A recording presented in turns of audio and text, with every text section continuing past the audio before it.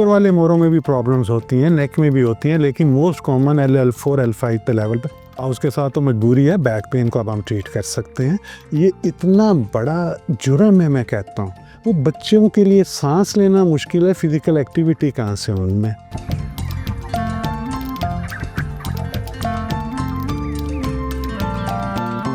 बिस्मिल्लाहिर्रहमानिर्रहीम, अस्सलाम वालेकुम। मुझे कहते हैं सादिया बुखारी और आप देख रहे हैं डार्क एंड वाइट। नाज़रीन, स्पाइन पेन क्या है और बैक पेन में क्या डिफरेंस है और किस तरह से शुरू होती है, इसका ट्रीटमेंट कैसे है, क्या अगर स्पाइन पेन स्टार्ट होती है तो ऑपरेशन इसका हल है, और L4 L5 जो है ये है क्या और इसका पेन किस तरह से स्टार्ट होता है। आज हमारे साथ मौजूद है डॉक्टर शहजाद अनवर, जो कि इंटरनेशनल पेन मैनेजमेंट के ऊपर काम कर रहे हैं, उसके अलावा रीजनरेटिव मेडिसिन के ऊपर भी काम कर रहे हैं। हम इनसे जानना चाहेंगे। सबसे पहले sir, thank you for being here today. कैसे हैं आप? मैं बिल्कुल ठीक हूँ अल्हम्दुलिल्लाह, and thank you so very much for inviting me. Sir, कमर दर्द के हम देखते हैं बहुत सारे लोगों को इश्यूज़ हैं, और अगर आप हमारे यंगस्टर्स की बात करें तो वो भी इसमें अब ऐड हैं। क्या वजह है कि स्पाइन पेन इतना ज़्यादा बढ़ गया है और हमें समझ भी नहीं आता, हम उसको समझते हैं वो बैक पेन है? बिल्कुल, देखें, पहले तो हमें समझना है कमर दर्द है क्या। कमर दर्द की जो डेफिनेशन है, कल मैं एग्ज़ाम ले रहा था अपने मास्टर्स के स्टूडेंट्स का, तो बहुत सारी क्वेश्चंस आउट हो जाते हैं। तो मैंने आते एक ही सवाल पूछा था कि यार बैक पेन को डिफ़ाइन करो, और ट्रस्ट मी, जिसने टॉप किया वो भी डिफ़ाइन नहीं कर सके।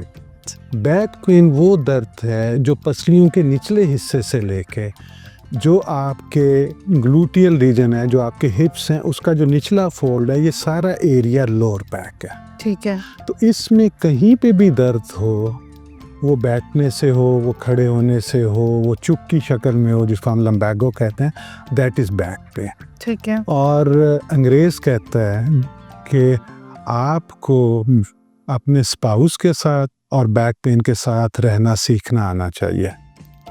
स्पाउस के साथ तो मजबूरी है, बैक पेन को अब हम ट्रीट कर सकते हैं, तो बैक पेन के साथ नहीं रहना चाहिए। बेगम मियाँ के साथ तो रहना मजबूरी है। खुश रहे या सब्र करके मुझे लगी थी क्यों? ठीक है, खुश रहे या सब्र करके रहे, ठीक है। तो इशू ये है, आपने बहुत खूबसूरत सवाल किया कि यंगर पॉपुलेशन में बहुत ज़्यादा इंसिडेंस है जी। उसकी रीज़न क्या है? I am 54। मैं जिस स्कूल में पढ़ा, सेंट्रल मॉडल लोअर मॉल, वहाँ पे 1 दर्जन से ज़्यादा प्ले ग्राउंड्स थी। हमें सुबह 20 मिनट की ब्रेक शॉर्ट और फिर 40 मिनट्स की ब्रेक मिलती थी, और लिटरली हम लोग दौड़ लगाते थे क्लासरूम से कि जी जाके खेलना है, कुछ भी खेलना है, ठीक है। तो इतनी फिज़िकल एक्टिविटी थी, ठीक है। हमें डांट पेरेंट्स से क्या पड़ती थी, हम ग्राउंड में होते थे, घर नहीं आते थे, तो हमें तो पता ही नहीं था कि यार कमर दर्द क्या है, गर्दन का दर्द क्या है, टिल कि हम बिल्कुल प्रोफेशन में नहीं घुसे, ठीक है। अब मेरी 2 बेटियाँ हैं, दोनों मेडिकल स्टूडेंट हैं, यंग हैं, फिट हैं। कोई दिन ऐसा नहीं होता किसी के गर्दन में खिंचाव नहीं है, किसी की कमर में खिंचाव नहीं है, दर्द नहीं है, टांगें अकड़ गई हैं। वजह क्या है? Lack of physical activity. ये इतना बड़ा जुर्म है, मैं कहता हूँ। हमारे यहाँ जो सोशो इकनॉमिक्स हैं, मैं कहूँगा 95% स्कूल 5 और 10 मरला की बिल्डिंग्स में है। एग्री करेंगी जी।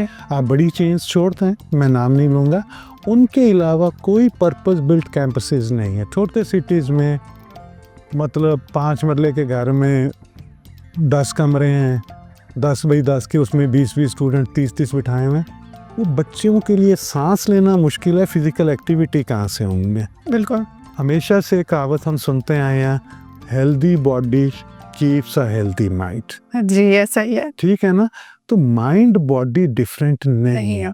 अगर बॉडी आपकी हेल्दी नहीं है, आपके मसल्स काम नहीं कर रहे, आप स्टूडेंट लाइफ में उछल कूद नहीं कर रहे, स्पोर्ट्स एक्टिविटीज़ नहीं कर रहे, फिर वही कुछ हो रहा है जो हमारी यंगर जनरेशन भुगत रही है, ठीक है। 80% बच्चों को आप देखेंगे, छोटों को ऐनकें लगी हुई हैं, वो क्लिनिक्स पे बैठे हैं जी, बच्चों को सर दर्द नहीं जा रहा, बच्चों की टांगों में दर्द है, ये दर्द है, इन्फेक्शन हो रहे हैं बार बार। मेन वजह सिर्फ और सिर्फ फिज़िकल एक्टिविटी का ना होना है। और सर, जो लोग मोटे हो जाते हैं बहुत ज़्यादा, और हाँ, अब तो 25 की एज के भी आप लड़के देख लें, वो भी इतने ज़्यादा मोटे हुए हैं, अगर उन्हें एक्सरसाइज या जिम करने का कहें तो वो आगे से कहते हैं हमारे पास टाइम नहीं है, हम बहुत बिजी हैं।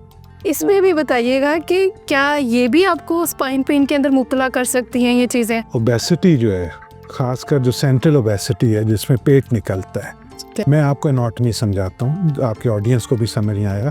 अल्लाह ने कमर में 3 खाम रखे हुए हैं, गर्दन में ये खाम इतना ज़्यादा है, ठीक है, जो आपकी चेस्ट है उसमें उल्टी साइड पे है कि आपका ये पोस्चर है, और कमर में फिर इतना पोस्चर है। ठीक है, अगर आपका पेट साथ है तो आपका पोस्चर वैसे रहेगा।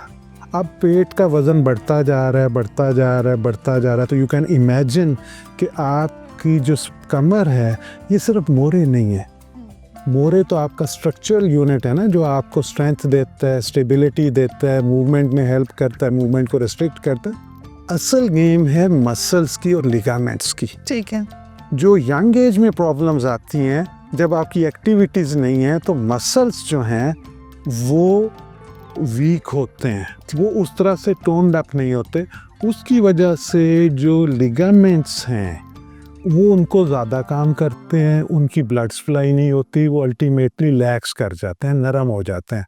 जब वो नरम होंगे, अपना काम नहीं करेंगे, मसल उनका काम भी करेंगे तो खिंचाव में आ जाएंगे। ठीक, आप जिनका कमर दर्द है, यंग है, आप उनका एक्सरे कराएं, उनका ये लॉर्डोटिक कर्व जो है, ये जो खाम है, ये बिल्कुल सीधा ऐसे जैसे सरिया हुआ है।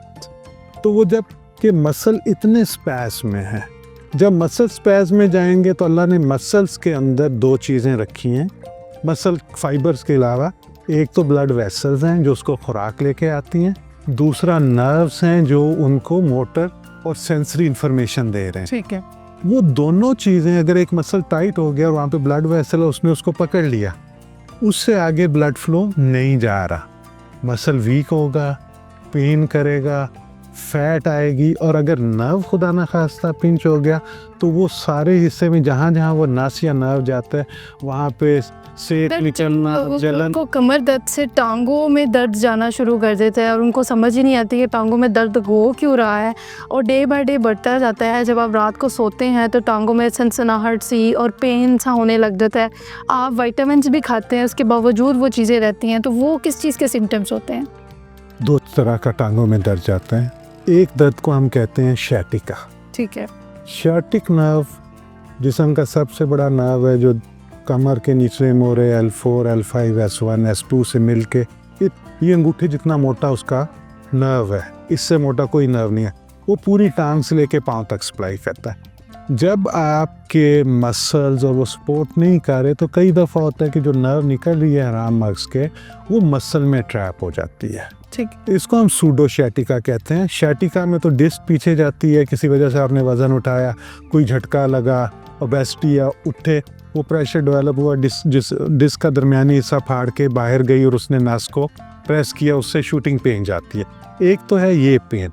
दूसरी पेन जिसका आपने खासकर जिक्र किया कि वो काटने वाली बहुत शदीद दर्द नहीं है, लेकिन जब आप खासकर रात को लेटने लगते हैं तो आपकी पिंडलियों में ऐंठन, बेचैनी, ये सारा कुछ होता है। इसको हम कहते हैं रेस्टलेस लेग सिंड्रोम। ठीक है, वो प्रोफेशनल्स जो मोस्ट ऑफ द डे बैठे रहते हैं, जो वॉक नहीं करते, तो उनकी टांगों में जो आपका ब्लड वापस आने वाला है उसमें ग्रेविटी के अगेंस्ट आना है। अगर आपके मसल रिलैक्स करेंगे तो वेन्स जो हैं उनके अंदर कोई पंप नहीं है, आर्टरीज की तरह के हार्ट पंप नहीं। जाने के लिए तो अल्लाह ने हार्ट दिया है, वापसी के लिए जब आप मूव करेंगे और ख़ासकर तो फिर ब्लड वापस आएगा। तो वहाँ पे वो जो डीऑक्सीजनेटेड कार्बन डाइऑक्साइड वाला ब्लड है, जहरीला ब्लड है, वो पूल करता है, वो इन्फ्लेमेशन करता है, वो नर्व्स को इरिटेट करता है, मसल्स को, उसकी वजह से बेचैनी। तो मैं एक छोटी सी एक्सरसाइज कि आप अपने ऑफिस में बैठे हैं, ये आपके लिए भी बेटा, आप सारा दिन बैठते हैं मोस्ट ऑफ द डे, कि आपने इस तरह बैठ के सिर्फ आपकी उंगलियां ज़मीन पे होंगी, आपने एडी को ये 10 से 15 दफ़ा, ये दोनों को, ठीक है, इससे अल्लाह ने हमें 2 हार्ट दिए हैं। एक तो ये हार्ट है, एक को हम कहते हैं पेरिफेरल हार्ट। वो यहाँ पे मसल है, जब वो कॉन्ट्रैक्ट करता है तो नीचे से ब्लड ऊपर सिस्टम में आता है और फिर वो ऑक्सीजन के साथ साफ हो जाता है। ठीक है। सर, आपने L4 और L5 की बात की, डिस्क की, कि इसके हवाले से भी थोड़ा सा बताइएगा कि ये जो दर्द है, ये इसका बैक पेन से क्या कनेक्शन है, और कि अगर ये डैमेज हो जाए तो ऑपरेशन जो है वो मस्ट है? देखें, L4, L5 वो मोरे हैं जिस्म के जो मैक्सिमम वेट कैरी करते हैं। ठीक है। अभी हम बैठे हैं, क्या हो रहा है, ऊपर वाली बॉडी का वेट L4 L5 पे आ रहा है। ठीक। तो ऊपर वाले मोरों में भी प्रॉब्लम्स होती हैं, नेक में भी होती हैं, लेकिन मोस्ट कॉमन L4 L5 पे लेवल पे, क्योंकि वहाँ पे मैक्सिमम वज़न आ रहा होता है। तो उसकी वजह से वो डिस्क जो है वो अगर डीजनरेट या उसमें कोई वो आ गया तो वो जाके नर्व को दबाएगा। तो ये इसको हम L4 L5 रेडिकुलोपैथी या वो कहते हैं। इसके लिए देखें, आज के दौर में ऑपरेशन की सिर्फ 2 एब्सोल्यूट इंडिकेशंस। एक, खुदा ना खास्ता आपका पेशाब पखाने का कंट्रोल ख़त्म हो रहा है, आपको पता नहीं चल रहा, पेशाब नहीं कर रहा है, पखाना नहीं कर रहा, इसको हम कॉडा पेना कहते हैं। दूसरा, आपकी टांग या टांगे वज़न लेना छोड़ दें, कमज़ोर हो जाएं, अब उठें गिर जाए। अगर ये 2 वजूहात नहीं हैं, मैं हल्फन कहता हूँ सर्जरी की ज़रूरत नहीं है। ठीक है। पेन के लिए रेस्ट, फिजियोथेरेपी, मेडिकेशन और मिनिमली इन्वेसिव इंटरवेंशन जो हमारी स्पेशलिटी है, कि हम बारीक सी नीडल के साथ, कैमरा हमें टीवी पे दिखाता है, जहाँ पे डिस्क बल जाए वहाँ जाके दवाई इंजेक्ट कर दें, वहाँ जाके लेज़र या रेडियो फ्रीक्वेंसी से करते हैं। ओपन सर्जरी के लिए, सर्जरी की कतन दर्द के लिए ज़रूरत नहीं है। और ये मैं अपने जो हमारे स्पाइन सर्जन्स हैं, ऑर्थोपेडिक स्पाइन है, काइंडली डायग्नोज करें। अगर कॉडा क्वेना और मोटर ब्लॉक नहीं है, सर्जरी मत करें। Thank you. ठीक है सर, क्या मैसेज देना चाहेंगे हमारे देखने वालों को जिनको पेन का बहुत ज़्यादा इशू होता है, और अगर उनकी L4 L5 इस जो डिस्क है डैमेज हो जाती है, तो क्या उनको क्या मैसेज देना चाहेंगे जो फ़ौरन से ऑपरेशन की तरफ जाते हैं और फिर ऑपरेशन के बाद वही चीज़ों को फेस करना पड़ता है? देखें, साइंस, मेडिकल साइंस हमें ये बताती है, अगर आपको डिस्क का बल्ज हुआ है और उससे टांगों में शदीद दर्द जा रहा है, तो वो 80% लोगों में 6 हफ्ते में वो ग्रेजुअली सेटल कर जाता है। लेकिन इशू क्या है कि जवान बच्चे, जवान लोग जो अर्निंग हैंड हैं, वो 6 वीक्स बेड रेस्ट या वो नहीं कर सकते। तो वो प्रॉपर अपने डॉक्टर के साथ कंसर्न करके रेस्ट करें, और ज़्यादा रेस्ट नहीं करना। ज़्यादा रेस्ट से मसल वेस्टिंग होती है, वो जो कहते हैं ना बिस्तर पे आ जाओ, वो अब नहीं है। ठीक है। सेकेंडली, मेडिकेशन और फिजियोथेरेपी, अगर इनसे फ़र्क नहीं पड़ा, दर्द ज़्यादा है, आपकी क्वालिटी ऑफ लाइफ कंप्रोमाइज़ कर रही है, तो फिर जो हमारे इंटरवेंशनल पेन के फिजिशियंस हैं, जो इस चीज़ में दुनिया में सबसे ज़्यादा ट्रेंड है पेन में, हमारे ऑर्थोपेडिक स्पाइन वालों को पेन ना वो अंडरस्टैंड कर सकते हैं, ना उनकी ट्रेनिंग का हिस्सा है। ये पेन मैनेजमेंट की स्पेशलिटी एक अलहदा से स्पेशलिटी है। तो काइंडली सर्जरी पे जाने से पहले छोटा सा कोई नर्व ब्लॉक, कोई एपिड्यूरल, कोई रेडियो फ्रीक्वेंसी, ये चीज़ें 10 से 15 मिनट का प्रोसीजर है, कोई बेहोशी नहीं है, कोई चीर फाड़ नहीं है, और मरीज़ 1 से 2 दिन में ठीक होकर काम पे चला जाता है। ज़बरदस्त, thank you so much sir, आपने टाइम दिया और बड़ा अच्छा मैसेज दिया है, क्योंकि हमारे पाकिस्तानी जो आवाम है उनको ज़रा सी कोई पेन हो जाए तो सबसे पहले वो सर्जरी की तरफ जाते हैं, या फिर आपने जैसे कहा कि स्पाइन स्पेशलिस्ट या फिर पेन स्पेशलिस्ट के पास हो जाते हैं। बिल्कुल ही बहुत ही अच्छा मैसेज दिया है। और सबसे अच्छी बात यह है कि अगर आप एक्सरसाइज करें और अपने आप को थोड़ा सा फिज़िकल एक्टिविटीज़ में मसरूफ़ रखें, तो आपको इस तरह की पेन का सामना बिल्कुल नहीं करना पड़ेगा। इसी के साथ सादिया बुखारी को इजाज़त दीजिए। अल्लाह हाफ़िज़।